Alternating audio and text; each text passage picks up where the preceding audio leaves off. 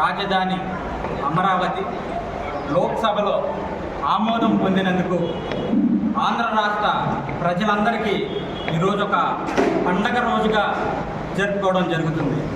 అందులో భాగంగానే రాష్ట్ర రాజధాని అమరావతి ఉండాలని చెప్పి శ్రీ పవన్ కళ్యాణ్ గారు ఎన్నో ఉద్యమాలు చేయడం జరిగింది.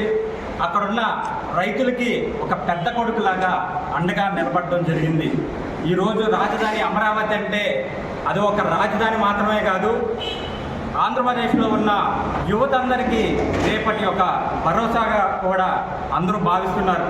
దీని ద్వారా యువత అందరికీ కూడా పెద్ద ఉద్యోగాలు వస్తాయి, అలానే ప్రతి ఒక్కరికి కూడా ఉపాధి కూడా కలుగుతుందని మేమందరం కూడా ఆనందాన్ని వ్యక్తపరుస్తున్నాం.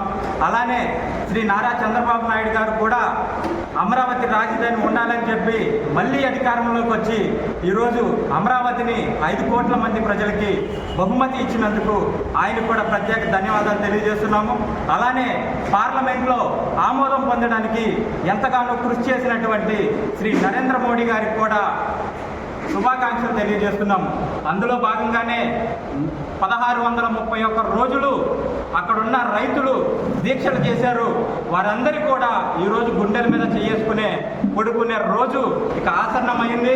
ఈ రాష్ట్రానికి పట్టిన గ్రహం జగన్మోహన్ రెడ్డి ఇక మళ్ళీ అమరావతి జోలికి రాకుండా ఉంటాడని మేము తెలియజేస్తున్నాం.